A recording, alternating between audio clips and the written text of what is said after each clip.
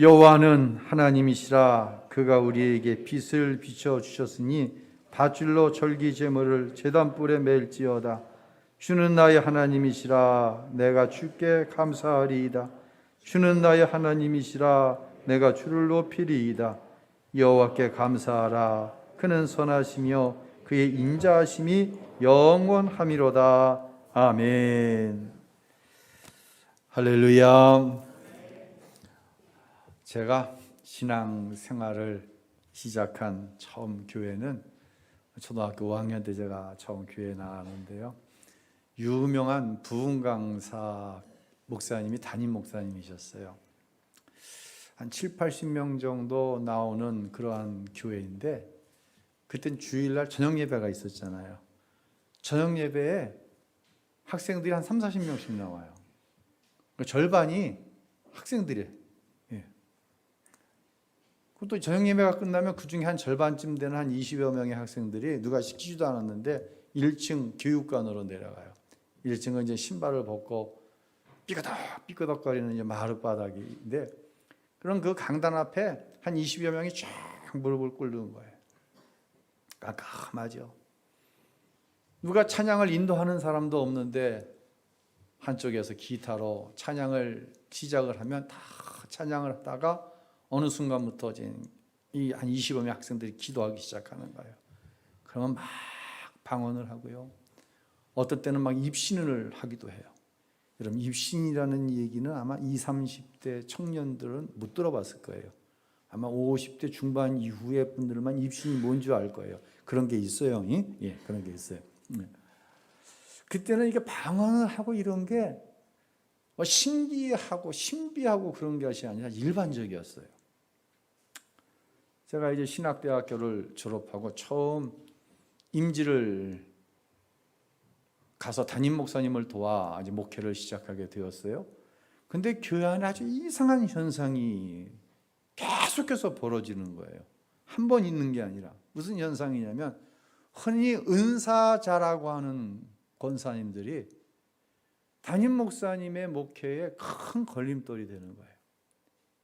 또 이 권사님들이 이제 신방 대원이 되어 갖고 어떤 분들은 신학을 하지 않았는데도 이제 신방 전도사다라는 칭호를 줘서 담임 목사님의 신방을 도와요. 또 자기들이 이제 개별적으로 신자들의 신앙을 돕기 위해서 신방도 다녀요. 또 구역도 맡고 기관도 맡아요. 그런데 가서 신앙을 돕는 게 아니라 이상한 형태의 신앙을 이야기하고 교회의 어떤 목회적인 부분에 있어서 반발을 갖게끔 자꾸만 만들어요. 그리고 구역이 잘라져 나가서 교회를 개척하는 거예요. 자기들끼리. 뭐 이런 일들이 한두 번 일어나는 게 아니에요. 제가 그 이후로 또한 제가 부목사 생활을 하면서 마음에 먹기로 나는 우리 교회는 전담하는 여자 전도사는 안 쓴다. 왜냐하면 너무 커다란 폐해를 본 거예요. 특별히 그 은사라고 하는 것. 그 은사가 교회에 굉장한 분란을 일으켰는데 당시는 제가 전도사로 있던 교회뿐만 아니라 한국 교회가 이 은사로 인하여서 굉장한 폐해를 겪는 시기가 있었어요. 그 이후로는 목회를 하면서 성령께서 주신 어떤 은사를 스스로가 절제를 했어요. 저도 학생 시절에 방언을 받았거든요. 그러면서 교회를 개척을 했습니다. 뭐 없는 것 투성이죠. 항상 뭐 거의 기도원에 가서 며칠씩 이제 기도하다 오는 날이 많았어요. 그날도 이제 교회 인천에 있는 어느 이제 기도원을 갔는데 왜 그 기도원을 갔냐면 다락방 기도원이라는 기도원이에요. 근데 좀 소문이 안 좋게 난 기도원인데 제가 잘 아는 제가 아주 좋아하는 목사님이 강사로 가셨어요. 그 강사 목사님이 집회를 인도하시는데 무슨 말씀을 하시냐면 자기네 교회에 방언 못하는 딱 두 사람이 있다는 거예요. 그게 누구냐면 본인이고 그리고 교회에서 키우는 개만 방언을 못하는데 나머지 다 방언을 한다는 거예요. 그러면서 성령의 은사를 사모하라고. 그러니까 제가 딱 보이거든요. 저랑 잘 알거든요. 제가 교회를 개척할 때 그 목사님 오셔서 축사를 해주셨어요. 우리 교단 목사님이 아니신데. 근데 저를 딱 보더니 제가 하도 울면서 기도를 하니까 저를 꼭 집어갖고 성령의 은사를 사용하라고. 왜냐하면 저는 그 3년 전담 목회를 하면서 은사에 대해서 너무 부정적인 것으로 가득 차 있었던 거예요. 성령의 은사를 활용하라고. 그래서 제가 교회를 개척하는 그 시절부터 다시 성령의 은사를 사모하고 또한 성령의 은사를 통해서 목양을 하게 됐어요. 아마 제가 지금 하는 이야기를 50대 중반 이상의 분들은 무슨 이야기인지 그런 시절이 있었지라고 생각을 할 거예요. 하지만 20대, 30대, 40대까지도 성령의 은사가 있다는 것을 지식적으로 믿고 또 마음으로도 인정을 하면서도 성령의 은사가 꼭 신앙생활 하는데 필요한가라는 생각을 지금까지 가지면서 살아왔을 거예요. 그런데 이번 부흥회를 통해서 하나님께서 강사님 목사님을 통해 여러분의 마음에 성령의 은사를 사모하는 마음을 주셨어요. 나도 성령의 은사를 받고 하나님 살아계신 것을 믿는데 진짜 영적으로 하나님을 만나는 그런 은사를 한번 받고 싶다. 그런 마음이었죠. 아마 청년들 20, 30대, 40대의 성도들 거의 그런 마음이었을 거예요. 그리고 실제적으로 이번 집회를 통해서 성령의 은사를 여러분이 받으셨어요. 또 받지 못하신 분도 있어요. 다시 말씀드리지만 은사의 목적은요, 하나님을 안 믿는 게 아니에요. 은사를 받아서 하나님을 믿는 게 아니에요. 하나님을 믿지만 힘있게 하나님을 믿고 싶은 거예요. 정말 하나님을 영적으로 만남을 통하여 확실한 신앙생활을 하고 싶은 거예요. 그것을 통해서 건강한 교회를 이루어 나가게 되는 것, 이것이 단 한 가지 성령께서 성령의 은사를 우리가 사모해야 하는 이유인 거예요. 목적인 거예요. 더 이상도 더 이하도 아니에요. 그러나 우리가 주님 앞에 서는 그날까지 사모해야 되는 성령의 열매라고 하는 것이 있어요. 우리가 잘 아는 갈라디아서 5장이죠. 우리 한번 읽어볼까요? 시작. 오직 성령의 열매는 사랑과 실학과 화평과 자비와 양성과 충성과 온유와 절제니 이 같은 것을 금지할 법이 없느니라. 그리스도 예수의 사람들은 육체와 함께 그 정욕과 탐심을 십자가에 못 박았느니라. 아멘. 다시 말씀드립니다. 우리가 죽어 주님 앞에 서는 그날까지 사모해야 할 것은 성령의 열매로서의 은사라고 하는 것이에요. 성령의 열매로서의 은사의 결론은 뭡니까? 나는 죽고 내 안에 누가 사는 거예요? 예수님이 사시는 거예요. 이때 어떤 은혜가 일어납니까? 내가 내 자신을 볼 때 만족한 거예요. 성령의 열매를 통해서 변화되어진 내 모습을 볼 때 너무 기쁜 거예요. 내 스스로가 기특한 거예요. 야, 예수 믿는 것이 이렇게 좋은 거구나. 내 모습을 보고 가족들이 놀라는 거예요. 야, 우리 아빠가 예수 믿고 변했네. 우리 엄마가 예수 믿는 엄마니까 역시 다르네. 오래 참습니다. 온유합니다. 절제합니다. 충성합니다. 양선이 있습니다. 실학 기쁨이 있습니다. 이것을 통해 이루어지는 게 뭐예요? 이게 전도예요. 여러분, 오해하지 말고 들으세요. 우리가 나가서 물티슈도 돌리고 부침개도 붙이고 팝콘도 튀겨줍니다. 이거는요, 우신교회가 여기에 있습니다라고 소개하는 거예요. 그렇죠? 전도는 뭐예요? 내 안에 성령으로 주어진 이 열매의 풍성함, 충만함이 흘러넘치는 거예요. 내 눈빛을 통해, 내 입술을 통해서. 예수 믿으면 나같이 변하니 당신도 예수 믿으시면 참 좋겠습니다. 증거할 수 있어야 돼요. 여러분, 이것은 방언으로 되는 게 아니에요. 이건 입신하고 통변해서 되는 게 아니에요. 무엇으로? 성령의 열매를 통해서만 되어지는 거예요. 여러분을 축복하는 것은 이 성령의 충만한 열매가 여러분의 심령과 삶 속에 넘쳐날 수 있기를 예수님의 이름으로 축원합니다. 오늘은 2022년도 추수감사 주일입니다. 작년, 재작년 우리가 제대로 모이지 못했죠. 너무 감사하죠. 추수감사절은 누누이 말씀드리지만 한 해 주신 하나님이 은혜에 감사하고 또한 새로운 한 해 하나님께서 주실 그 축복의 약속을 믿음으로 감사하는 절기죠. 우리 사진 하나 볼까요? 뭐가 폈어요? 꽃이 폈어요. 저기 꽃이 무슨 꽃이에요? 저게 언제 찍은 사진인 줄 아세요? 나흘 전 수요일 날 찍은 사진이에요. 저 푸른 수목원을 가려면은 이 언덕 하나 넘어가는 데 있잖아요. 언덕 넘어가다가 내려가는 데면 왼쪽 그 철도 있는 절벽 있잖아요. 거기 코스모스가 제가 보긴 코스모스가 얼마나 많이 폈는지 몰라요. 얼마나 많이 폈는지 몰라요. 최경희 권사님 코스모스 봤어요? 아 역시 일부 예배 때 누구한테 물어봤더니 못 봤다 그러더라고. 도대체 뭘 보고 다니는지 모르겠어. 근데 이 코스모스가 지금 필 때예요? 졌을 때예요? 져야 되는 때예요. 이게 낮 기온이요. 한 2주간 지금도 오늘도 19도래요. 이거 잘못된 거예요? 잘 되는 거예요? 이거 잘못된 거예요. 기후변화 때문에 코스모스가 속아버렸어. 뭐에 속아버렸어? 기온에 속아버린 거예요. 여러분 속으면 안 돼요. 우리 찬양대가 지난주에 제가 전도서 말씀을 했는데 필 때가 있고 뭐가 있어요?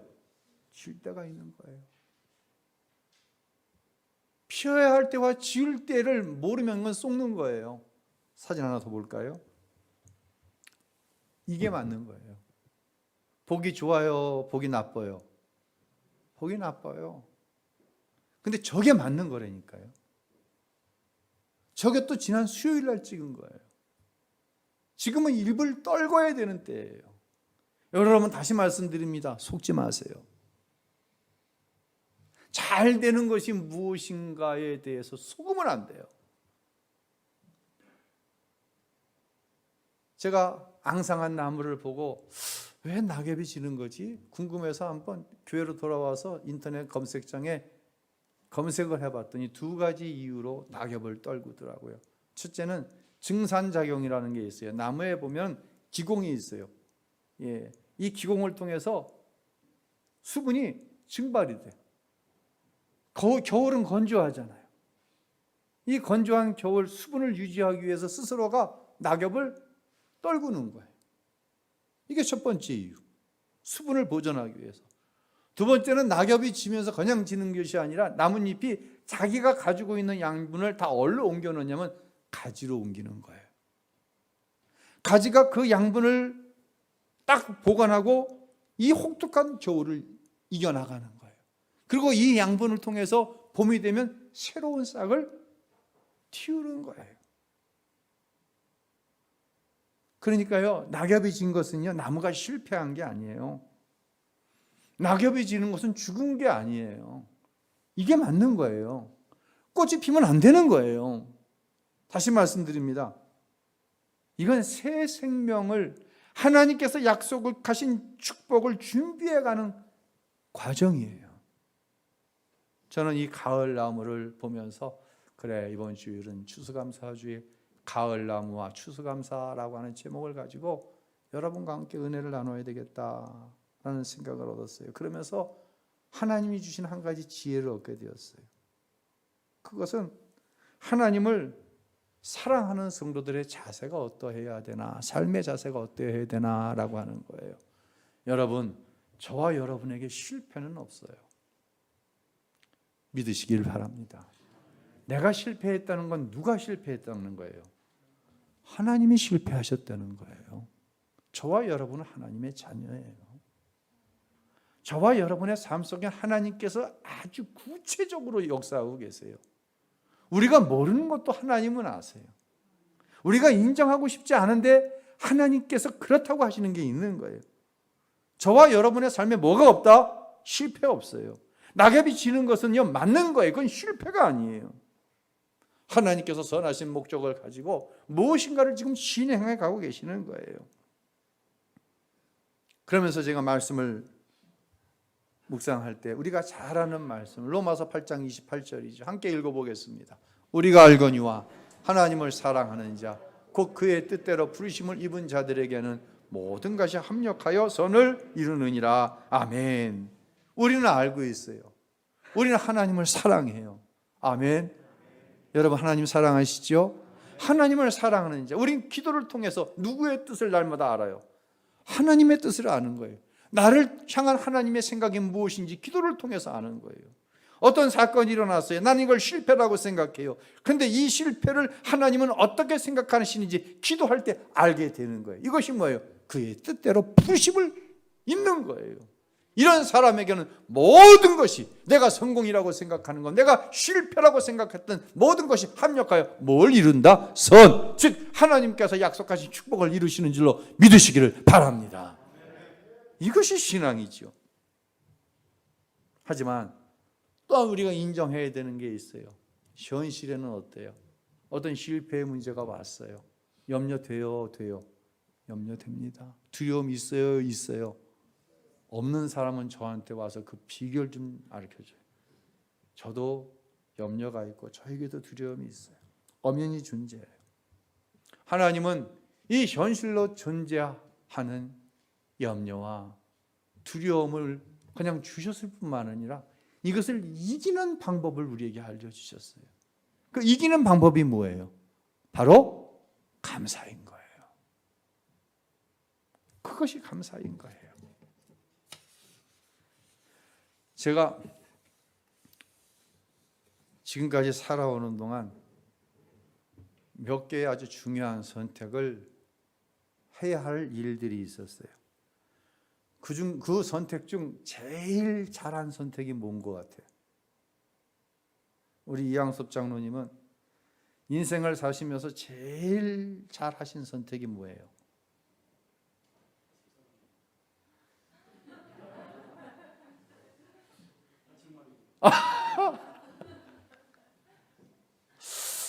염성철 장로님에게 묻겠습니다. 어디 계세요? 장로님은 인생을 사시면서 제일 잘한 선택이 뭐예요? 예수님 영접한 거. 제일 잘한 선택이에요. 만약에 여러분이 저에게 물으신다고 한다면 저는 저와 함께 30여 년을 같이 살고 있는 임자원이라고 하는 여인을 만나 결혼한 일이 제가 선택한 최상의 선택이라고 말할 수 있습니다. 라고 할 수밖에 없는 저를 용서하시길 바랍니다. 제가 이양섭 장로님의 마음을 충분히 이해합니다. 저도 정말입니다. 그런데 또 하나의, 꼭 저의 선택은 아니지만 저는 우신교회 담임 목사가 된 것이 참 좋은 선택이었다라는 생각을 해요. 이번 이제 부흥회를 앞두고 우리가 사실 헌금을 많이 했어요. 엘리베이터 헌금을 했잖아요. 9월, 10월 2달만 하자. 2,800 견적이 나왔는데 한 1,800만 원 정도 헌금이, 여러분이 헌금을 하셨어요. 많이 하셨어요. 뭐 거의 모든 성도들이 참여를 해주셨어요.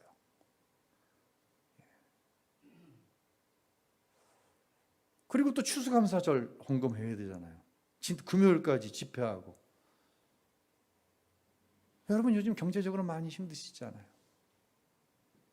목사님 어떻게 하세요? 여러분이 어려우면 저도 어려운 거예요. 여러분 주머니가 제 주머니나 마찬가지예요. 저도 어려워요 요즘에. 여러분도 어려우세요. 그래서 이건 사실 성경적이지도 않고 믿음의 행위도 아니었어요. 2번씩이나 이번 집회에 헌금 시간 없다. 공개적으로 말씀을 드렸어요. 그런데 집회가 생각지 못했던 방향으로 솔직히 흘러갔어요. 저는 그 방향으로 기도하지 않았거든요. 강사 목사님이 식사도 다 집에서 하시고 오셨어요.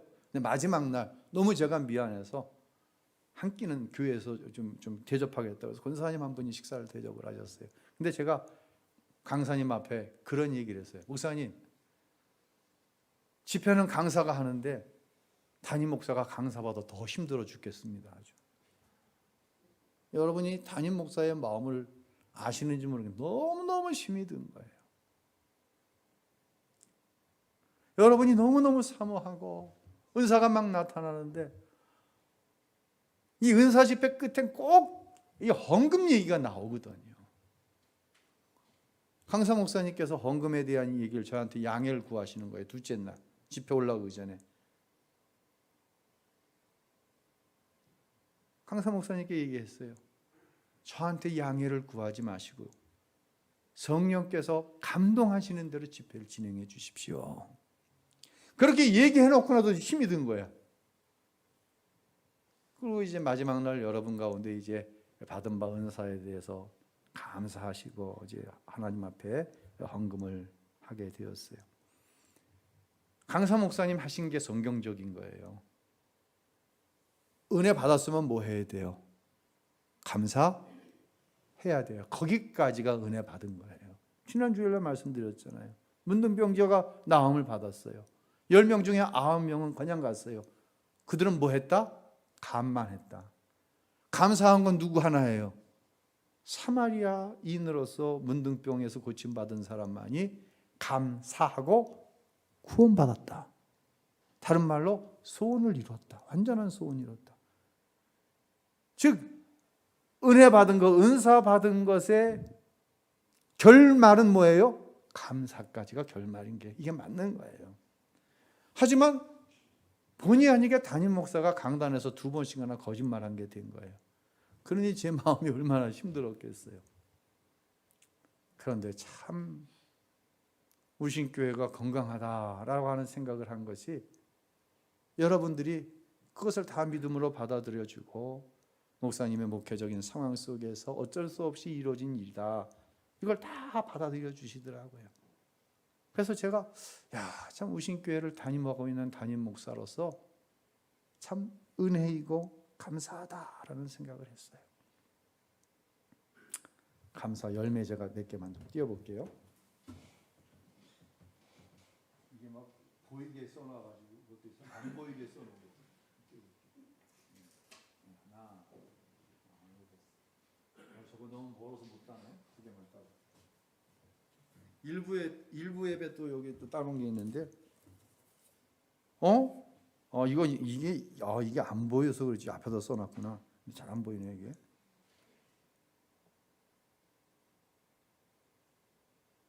이거 안 보이네. 밤색 밤에다가 검정색 글씨를 써놓으니까 이거 안 보이네. 맨 끝에 감사합니다. 이거 다현이가 쓴 거네. 다현이 누군지 알아요? 초딩 4학년? 그때 집회 때 4학년짜리 은사 방언하는 거 여러분 들으셨잖아요. 이거 볼게요.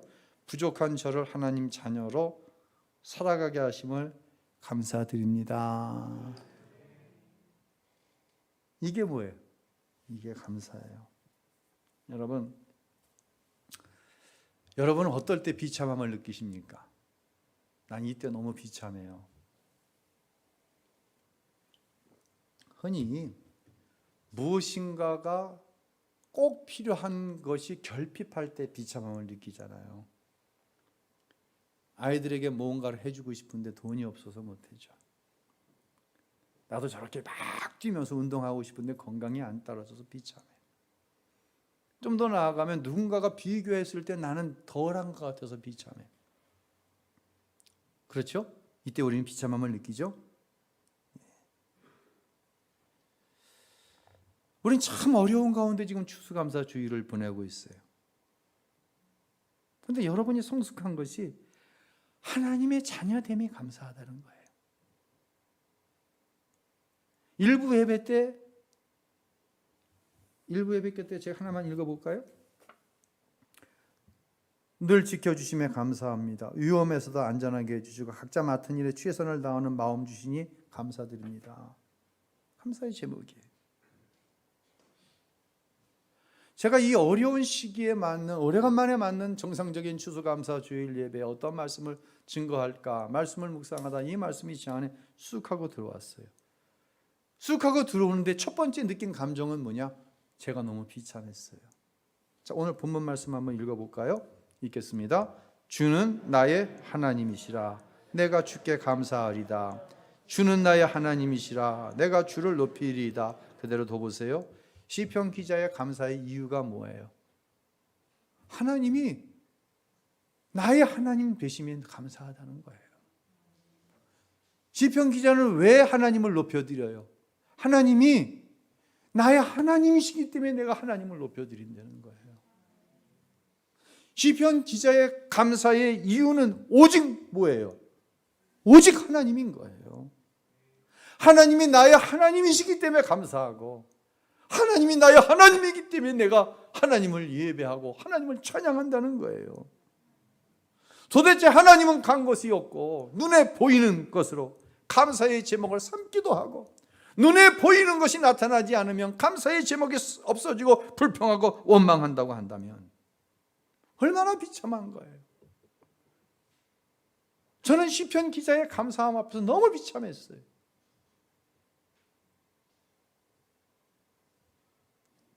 너무 비참한 거예요. 비교해서 좀 덜하면 비참하고, 내가 좀 나은 것 같으면 잘난 척하고 감사하다고 그러고, 이게 제 모습이에요. 사랑하는 성도 여러분, 속지 마세요. 우리의 비참함과 우리의 감사는 세상과 다를 수밖에 없어요. 왜요? 나는 죽고 내 안에 예수가 계시니까. 사랑하는 성도 여러분, 감사를 뺏기지 마세요. 다른 말로 피지 말아야 될 때 핀 것을 보면서 아름답다고 생각하는 그것에 속아서는 안 된다는 거예요. 앙상하게 낙엽을 떨군 나무를 보면서 그게 비참해요? 아니에요. 그건 아름다운 거예요. 다니엘 이야기로 오늘 설교를 마무리 지으려고 합니다. 다니엘은요, 우리가 잘 아는 것처럼 어린 시절 바벨론의 포로로 끌려갔잖아요. 그런데 몇 가지 이유로 다니엘 바벨론 왕의 총애를 받아서 왕 다음이야, 모든 관직의 최고야가 되었어요. 그러다 보니 뭘 받아? 시기를 받는 거지. 아니, 노예로 끌려온, 포로로 끌려온 어린 녀석을 우리가 섬기라고?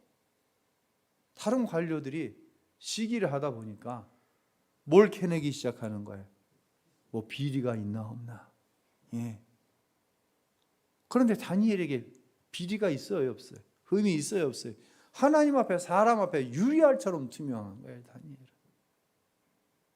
이거 어떡하지? 그러다가 다니엘의 신앙을 건듭니다. 건들면 안 될 걸 건드리는 거예요. 다니엘이 항상 하루에 3번 꼭 기도하네. 이 문제를 가지고 왕 앞에서 이제 회의에 안건을 내놓습니다.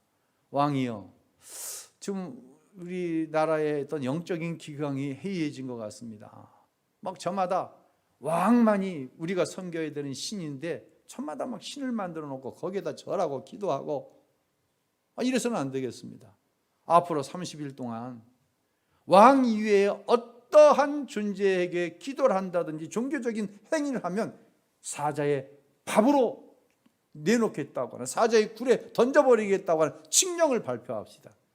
그러면 이 나라의 영적인 기강이 다시 세워질 것입니다. 뭐 이런 얘기가 오가니까 왕이 좋아요, 좋아요. 너무 좋은 거지. 그 도장을 꽝 하고 찍어서 칙령을 발표해 버렸네. 그 자리에 다니엘도 있었어요, 없었어요? 당연히 있죠. 그걸 의논할 때 최고의 광료니까. 이 칙령이 발표된 이후에 다니엘은 어떤 행동을 했을까요? 그 행동이 다니엘서 6장 10절에 나옵니다. 한번 읽어보도록 하겠습니다. 다니엘이 이 조서에 왕의 도장이 찍힌 것을 알고도 자기 집에 돌아가서는 윗방에 올라가 예루살렘으로 향한 창문을 열고 하루 3번씩 무릎을 꿇고 기도하며 그의 하나님께 감사하였더라. 아멘. 왕의 칙령은 한번 어인이 찢겨 발표가 되면요, 왕 자신도 되돌릴 수가 없어요. 이 정도 되면 다니엘이 좀 지혜롭게 해야지. 어쩌자고 꼭 그렇게 기도하고 싶으면 맨 윗방에 올라가면 다 들리잖아요. 어디에 가서 밖에 들리지 않는 방이 있을 거 아니에요. 그 정도 높으면 집이 크겠어요. 엄청나게 크겠어요. 그 정도 간직이면 집도 클 거 아니야. 그럼 어디 구석진 방, 통성으로 기도해도 밖에 들리지 않을 방에 들어가서 기도하지. 뭐 하려고 위층에 올라가서 목까지 열고 창문까지 열고 기도하냐고. 얼마나 미련해요. 그뿐이에요? 아니, 며칠만 참으면 돼. 30일만 참으면 되잖아요. 딱 한 달이니까. 한 달 동안 기도 쉬면 뭐 어떻게 되나? 예? 그것도 하루에 몇 번씩이나? 3번씩이나 말이에요. 예? 꼭 그렇게 기도해야 되나요? 더구나 다니엘의 기도는 어떤 기도였어요? 다시 한번 본문 올려줘 보세요. 다니엘서 6장 10절. 다니엘의 기도는 어떤 기도예요? 하나님께 감사하였더라. 다니엘의 기도는 감사의 기도. 어떻게 이 순간 감사의 기도가 나와요? 어떻게 이런 기도를 올려드릴 수가 있어요? 하나님의 살아계심을 100% 믿지 않으면 이런 기도할 수 없는 거예요. 예. 전례대로 기도했다고 그랬어요. 전에 하던 그대로 기도하는 거예요. 이 결과는 사자의 밥이 되는 거예요. 그대로 하는 거예요. 그래도 하나님을 믿기 때문이에요. 모든 결과와 판단을 하나님께 맡기는 거예요. 결국 다니엘은 사자의 굴에 들어갔어요. 하나님이 너는 열회 하셨어요.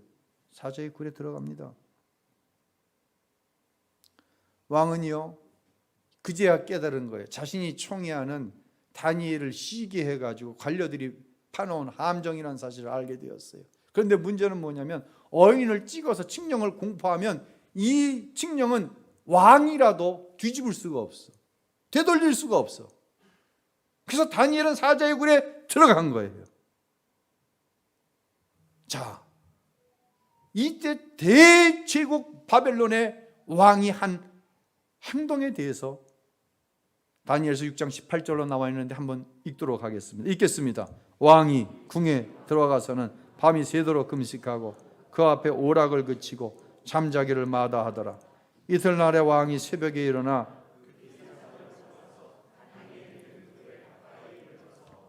슬퍼 소리질러 다니엘에게 묻되 살아계시는 하나님의 종 다니엘아, 내가 항상 섬기는 내 하나님이 사자굴에서 능히 너를 구원하셨느니라 하니냐. 다니엘이 왕에게 아뢰되 왕이 원하건대 왕은 만수무강하옵소서. 아멘. 여러분 놔둬보세요. 뭐가 신나요? 다니엘이 사자의 밥이 안 됐어요. 이것도 신이 나는 거예요. 근데 더 신나는 건 뭔지 아세요? 바벨론의 왕이 포로로 끌려온 이 청년 다니엘을 위해서 어떻게 해요? 밤이 새도록 금식한 거예요. 철야하며 금식한 거예요. 그리고 동이 트자마자 어디로 가는 거예요? 사자굴로 달려가는 거예요. 아니 뭐 하려고 사자굴로 달려가? 굶주린 사자에게 던져졌으면 다니엘은 이미 어떻게 됐어? 죽었지. 뭐 하려고 달려가냐고. 달려가서 뭐라고 그러는 거예요? 어떤 하나님? 살아계시는 하나님의 종 다니엘아. 바벨론 왕의 입에서 하나님이 어떤 하나님이다? 살아계신 하나님이라고 고백이 나오는 거예요 지금. 이게 전도예요. 내가 항상 섬기는 네 하나님이 사자들에게서 능히 너를 구원하셨느냐? 이거 누구에게 묻는 거예요? 죽은 사람에게 묻는 거예요? 산 사람에게 묻는 거예요? 아, 죽은 사람에게 이런 걸 묻는 바보가 어디 있어요? 죽었는데 어떻게 대답을 하겠어요? 다니엘이 살아있다는 것을 믿기 때문에 다니엘에게 묻는 거예요. 지금 어떤 게 신이 나요? 다니엘을 살려내신 것도 신이 나지만 바벨론 왕 입에서 하나님 살아계시다는 사실이 고백되어지는 거예요. 살아계신 하나님께서 다니엘 너를 사자의 밥에서 구원해 내셨다는 사실을 고백하게 하는 거예요. 지금 얼마나 멋있어요.